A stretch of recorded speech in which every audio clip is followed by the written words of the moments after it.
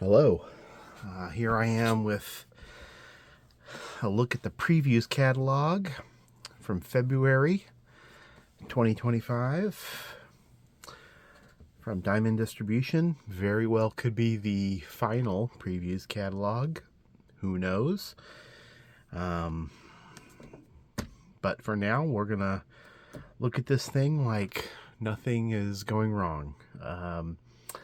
The only thing that did go wrong with this is I did not get the DC supplement, which Diamond does not carry DC anyway. But anyway, so I don't have access to any new DC stuff for the month of February solicitations. So you have to figure those out on your own. I only ever suggest old shit that old guys like me care about. So I'm not a good source for anything new anyway. So first off, we'll look at the Image supplement. See what they've got to say.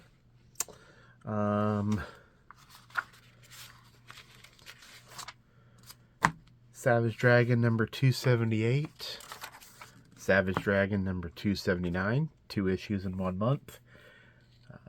Sort of skeptical those will actually come out in the same month. But, you know, I admire Erik Larsen calling his shot.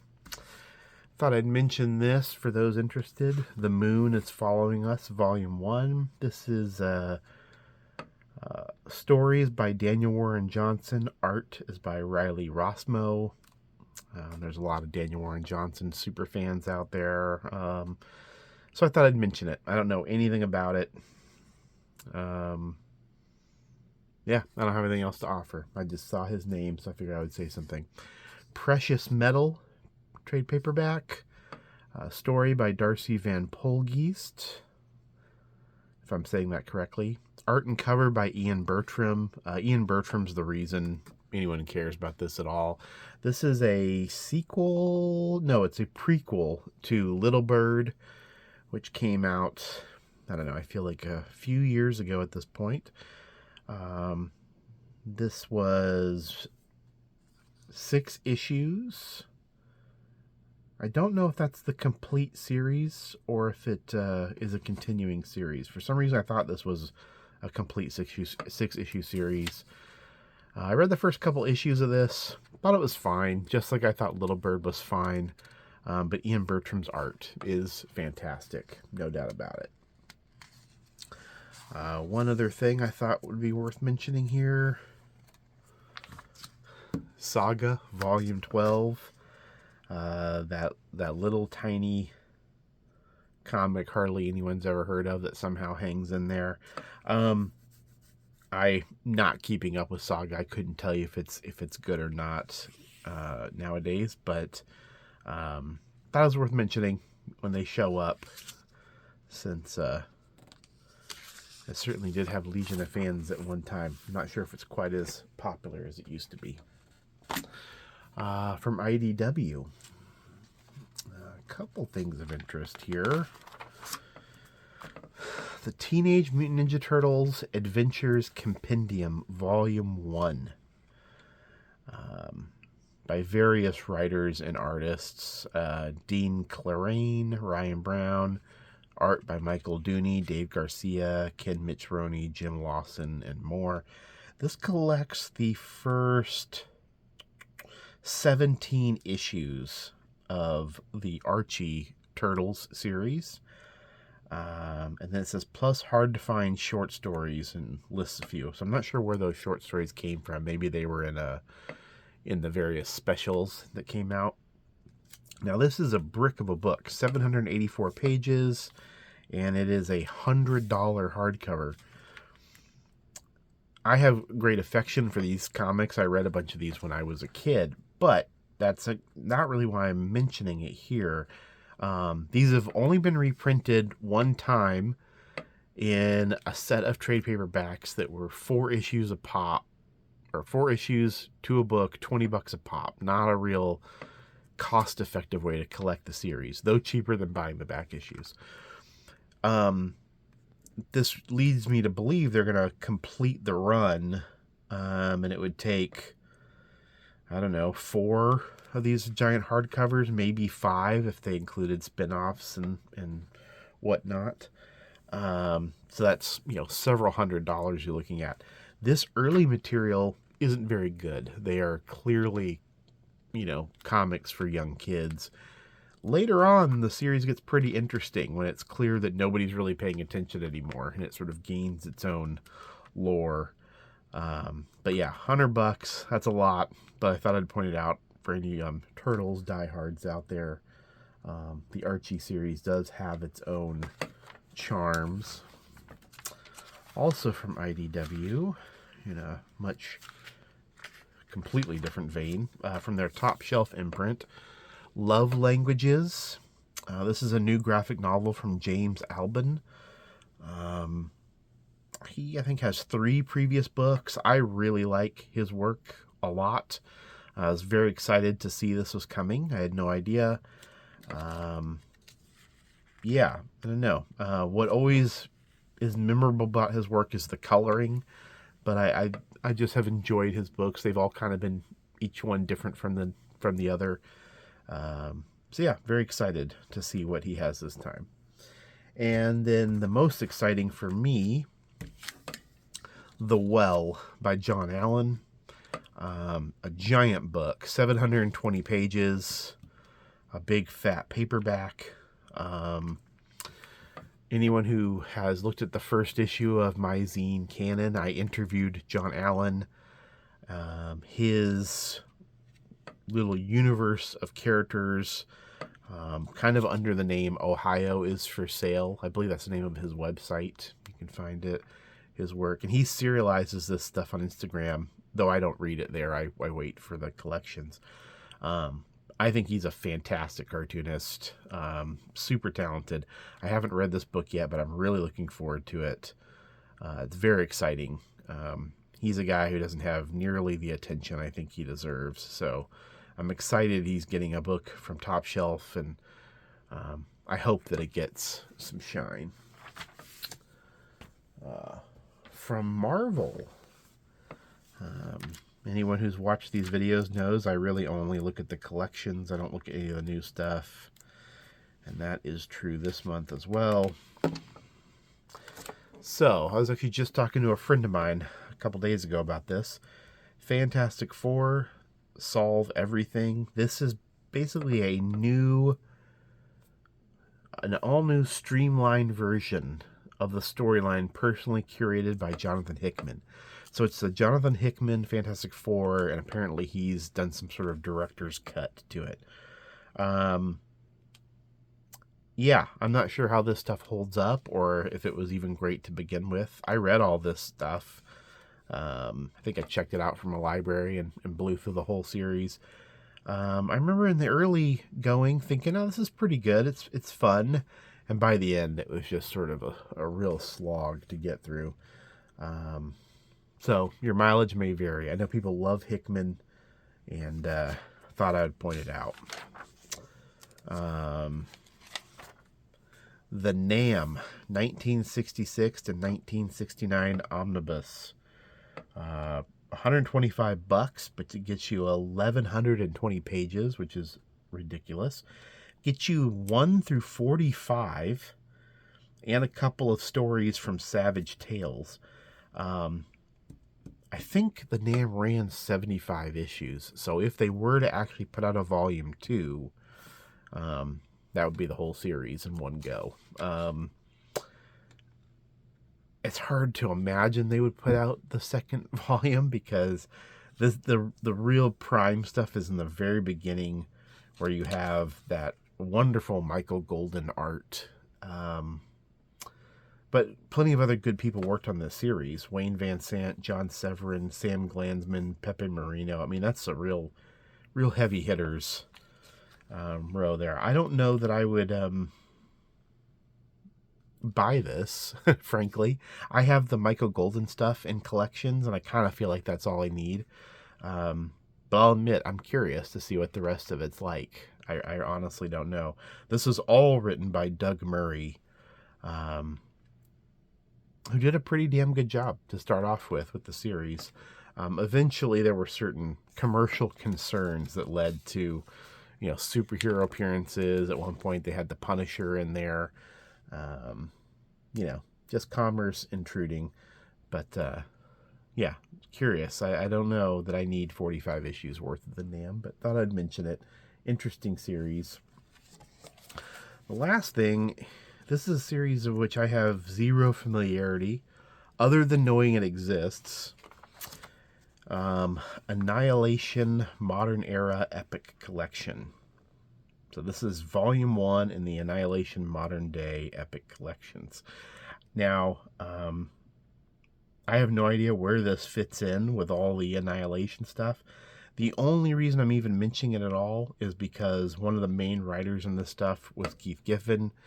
And so therefore I've always had a very mild interest in this stuff. But not enough to really try to figure it out and figure out the best way to read it. If anyone has any tips, let me know.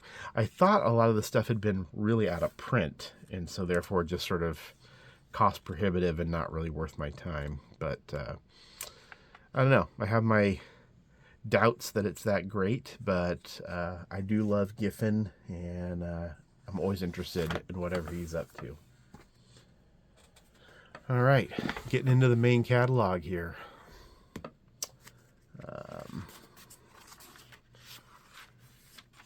So, from a publisher that I almost never, maybe never have I said anything, I can't remember. Dynamite. The Vampirella Archives Volume 1, trade paperback. Nice big paperback, almost 400 pages. I assume this is probably magazine sized. Be quite a shame if it wasn't. Cover by Frazetta here, featuring work by Neil Adams, Tom Sutton, Ernie Colomb, Billy Graham, Jeff Jones. That's this collects the first 7 issues of Vampirella magazine, reprinted at its original magazine trim size. So, yeah, I don't know. I have to admit, I don't know that I've ever read a Vampirella comic. I own a few, but I don't think I've ever actually read any. I'm curious, I will say. I don't know if I'm curious enough to actually buy this thing, but I would definitely take a look at it. From Titan,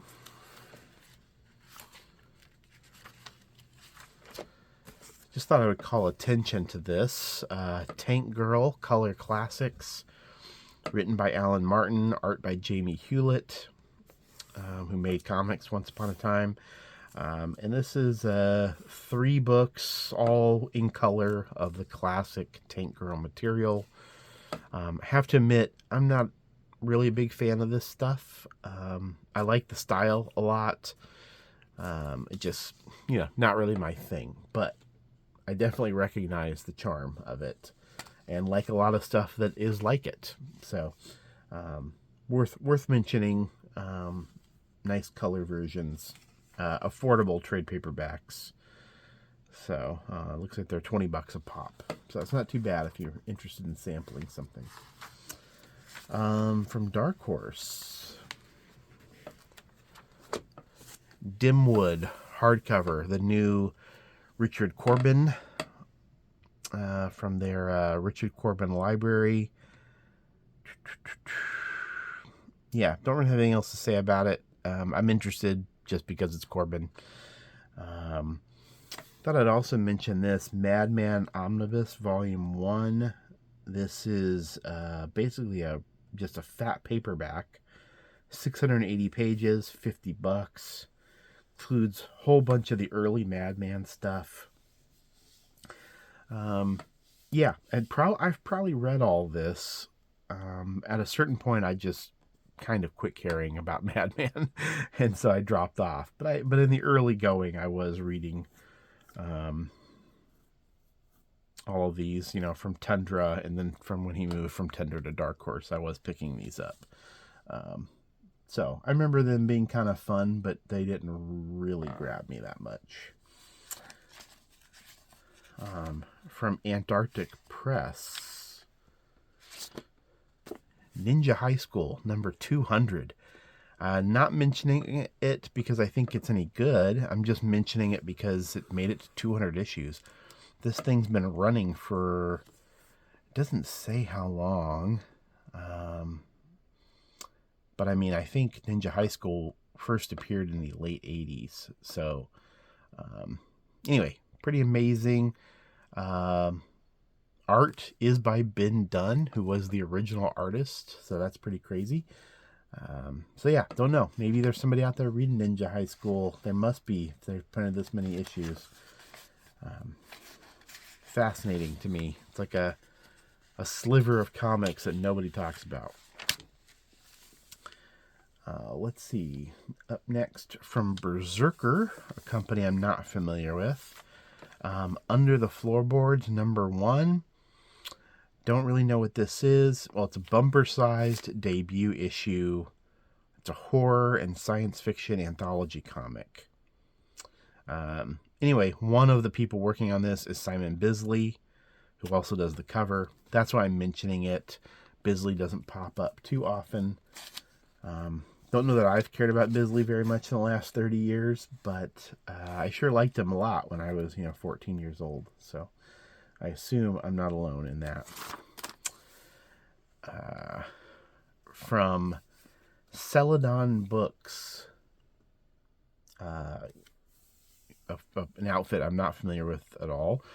You Can Never Die, a graphic memoir by Harry Bliss. Harry Bliss is a cartoonist whose work appears in the New Yorker. And this is a memoir about his beloved dog. Anyway, sounds interesting. It's a nice big fat book. I assume you'll see this thing in bookstores more than comic shops. But thought I'd mention it. It's always interesting to me when some of these people who are known for different kinds of cartooning take a big swing at a graphic novel. It's often a miss, but occasionally someone puts out something interesting. From David Zwirner Books, he's put out a few Crumb books over the years, and this is R. Crumb Existential Comics Selected Stories 1979 to 2004. Doesn't really get into specifics of what's being put in here, but 79 to 2004 is an interesting period. The 80s are the weirdo years. All that stuff has been collected by Last Gasp, and then some of the 90s stuff has never gotten real collections, as far as I know. The thing about the Zwirner books, they tend to be overpriced. This is $50 for 208 pages. It is 10 by 12, which is a nice big size for that great Crumb inking and hatch work in his later period.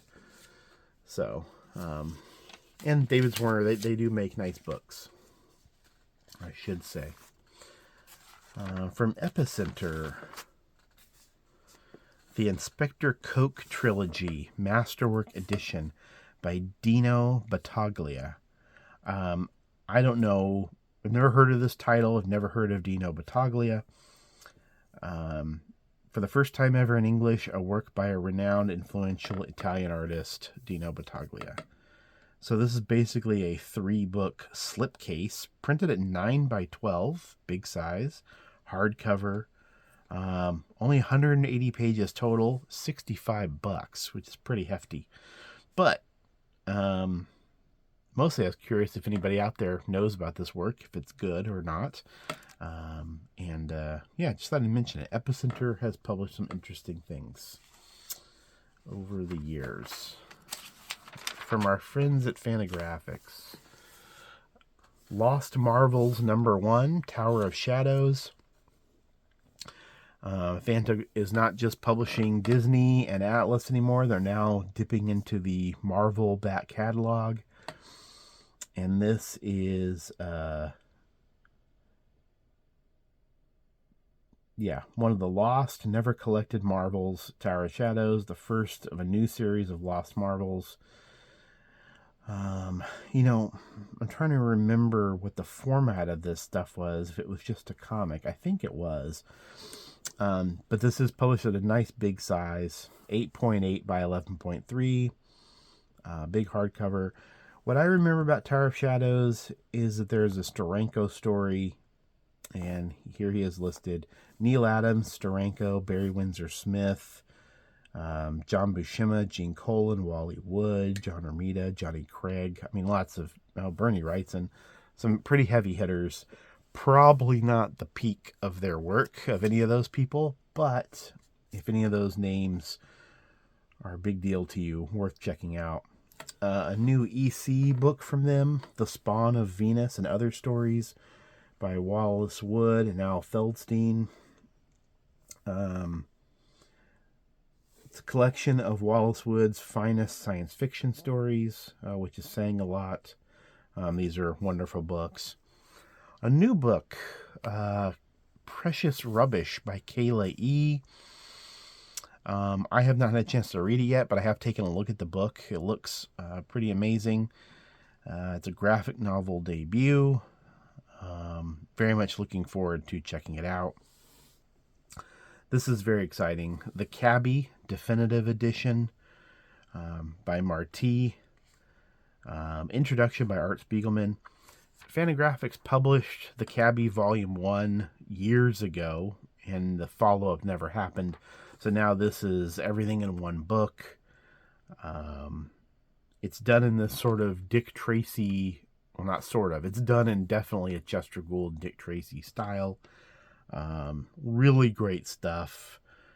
Some of this material appeared in Raw, so it's been a long time coming getting this stuff fully over here, complete in English for the first time. Honoria, A Fortuitous Friendship by Janice Shapiro. That's a new one on me. I don't know anything about it. Squeak, Chatter, Bark, an Eco Mystery by Ali Fitzgerald. Ali Fitzgerald, the name sounds very familiar to me, so I'm sure I've seen a book by them before, but nothing is coming to mind. And then Skin by Sabine Clement and Mieke Versip. I guarantee you I'm butchering those names. It is a striking debut graphic novel. That's all I can really tell you. I don't even know the home country of the people working on this book. But yeah, haven't seen anything about that yet. Looking forward to it. There's also a reprint of The Sincerest Form of Parody, the best 1950s Mad-inspired satirical comics. That kind of tells you all you need to know right there. Mad was imitated by a lot of people. This collects the best of that bunch. And then The Bees, The Women Who Rocked Lithuania. I'm going to go ahead and butcher this person's name. Akvil Magic Dusty, which I'm guessing is not the real name. So I won't feel too bad about butchering it. The Extraordinary True Story of Lithuania's First All-Women Rock Band. There you go. That's all I can tell you about it. From Floating World.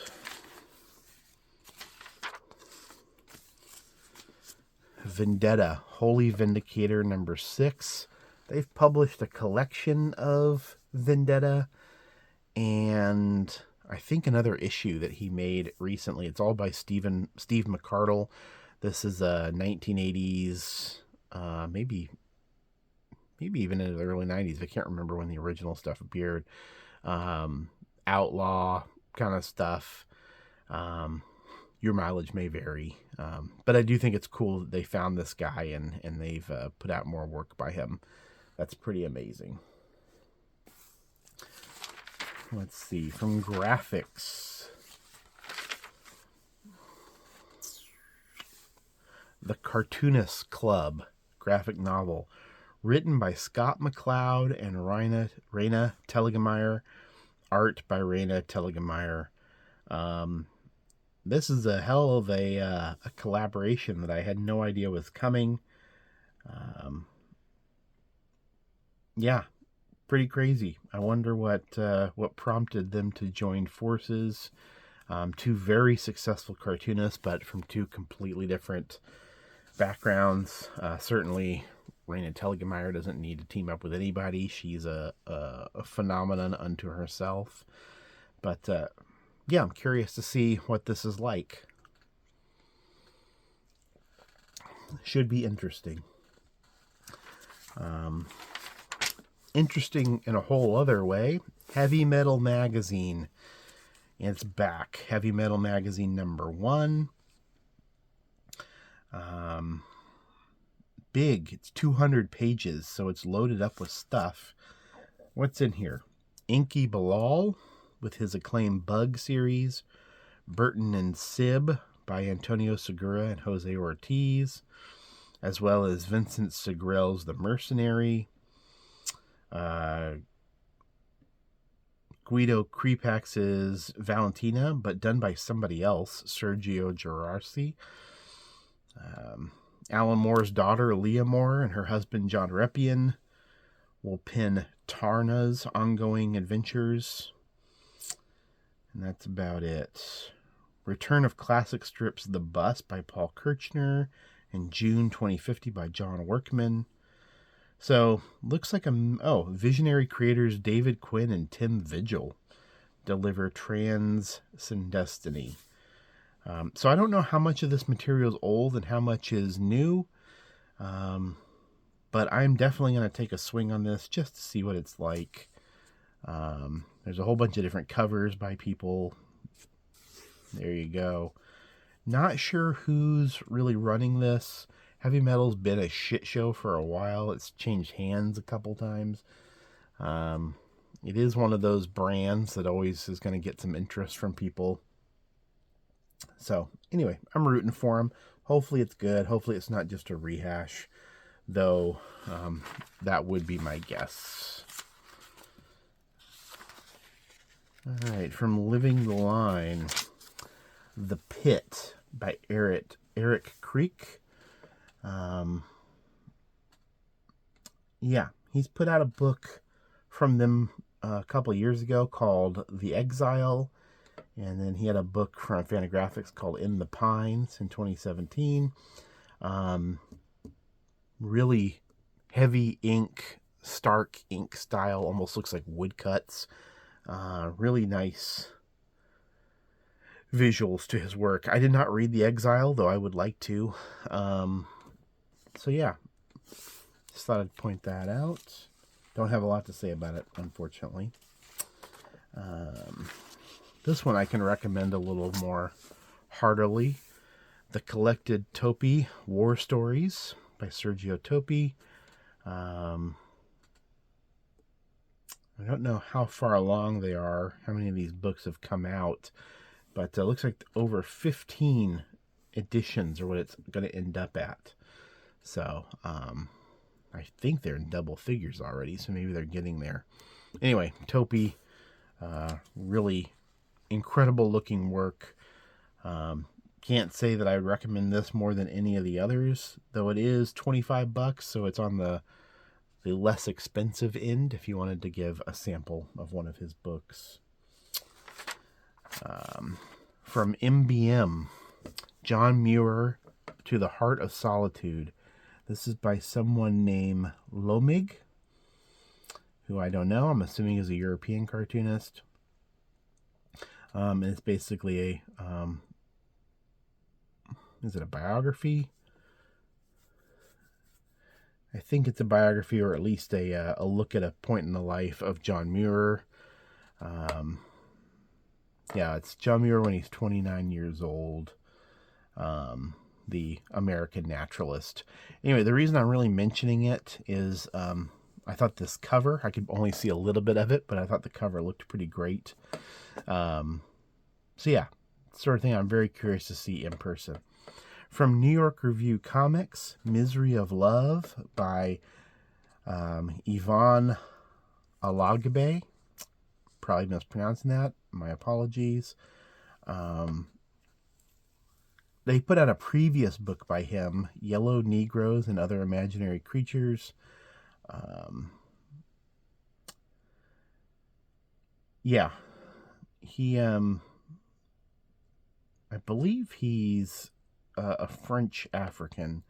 Well, very, very, very well regarded cartoonist by a lot of people. So it's pretty exciting to see there's another book coming from him. I haven't read Yellow Negroes probably since the week it came out. I remember liking it, but not loving it. But I'm very excited that there's something else to see. You feel like there's just this mountain of material in Europe that'll just never get over here. And some of it's great and some of it isn't, but I would like to find out for myself. From Oni, Little Visitor and Other Abductions, by Adam Sism. I'm going to say is how you pronounce his name, or Adam Zim, maybe. I don't know anything about this guy's work, but I followed him on Twitter for a long time, and I always thought his stuff looked interesting, and so this is just really a matter of me saying, hey, I recognize this name from this guy who tweeted about stuff. But it's a cool looking cover, and yeah, I just thought I'd mention it. I know it sounds dumb when I start talking about it, but that's all. That's the only thing that prompted that. That I recognized him and I interacted with him on Twitter here and there.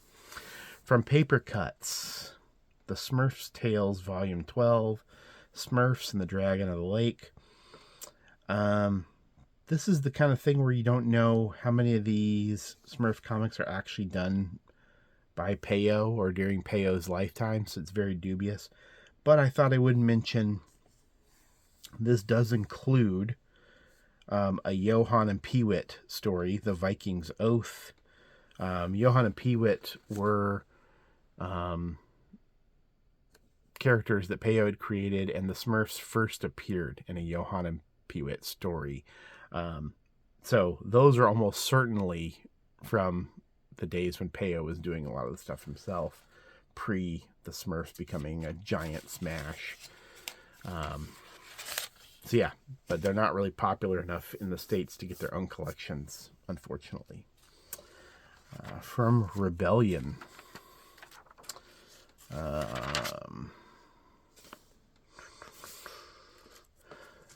Spectre, Incorruptible, by John Wagner, Carlos Esquerra, Dan Cornwell.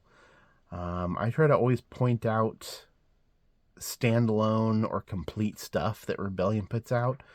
And this is it. And it's the final work from Carlos Esquerra, the original Judge Dredd artist. Don't know anything about it, but I'm just mentioning it based on that. Also, Strontium Dog, Search and Destroy, Volume 4.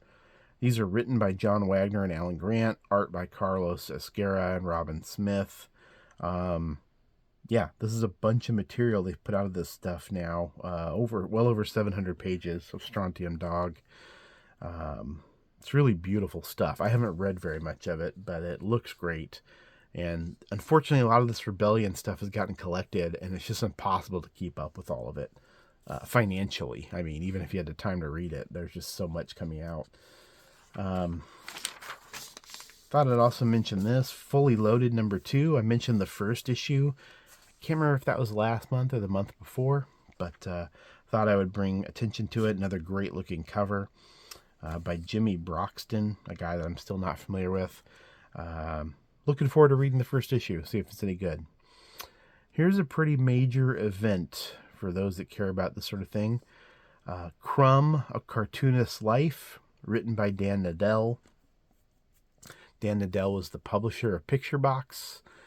He was the co-editor of the online Comics Journal for a few years, and now he has written a big, popular biography of one of the great cartoonists of all time. And they're going to be doing appearances across the country in support of this. And so within the world of comics, this is a pretty big deal. Yeah, not too many cartoonists have gotten big prose biographies. I hope there are more over the years, but I say that knowing that it takes a lot of work, and probably most of them will not be as commercial as one about Crumb, a guy who had a documentary made about him that's still around, still viewable. But yeah, I'm very excited. I think I know a lot about Crumb, but I'm sure there are tons of details I don't know. And very excited. I'm planning to go see them in Portland. A friend of mine is going to see them in New York. They're also going to appear at the Billy Ireland. Well, I guess not at the Billy Ireland, but at Ohio State University. And I'm sure there'll be some Billy Ireland stuff to go along with it in Columbus. So anyway, if you're nearby any of these things, I would recommend trying to go see them. It's the sort of thing where you have to pay for tickets. There's going to be a demand, but Crumb's old. He's not going to be around much longer. And whether you like him or his work, a towering figure for sure. On the opposite end of that, from Silverline, Cat and Mouse #1. Cat and Mouse was an Aircel comic from near the end of Aircel after they'd been bought by Malibu. Written by Roland Mann. This one has art by Dean Zachary. I think Roland Mann drew the original, but maybe I'm wrong. But anyway, Cat and Mouse, it's back after 30 years. Don't know who wanted it, but here it is. I thought it was worth mentioning.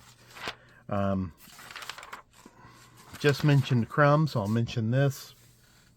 Robert Crumb sketchbooks from Taschen, all new printings.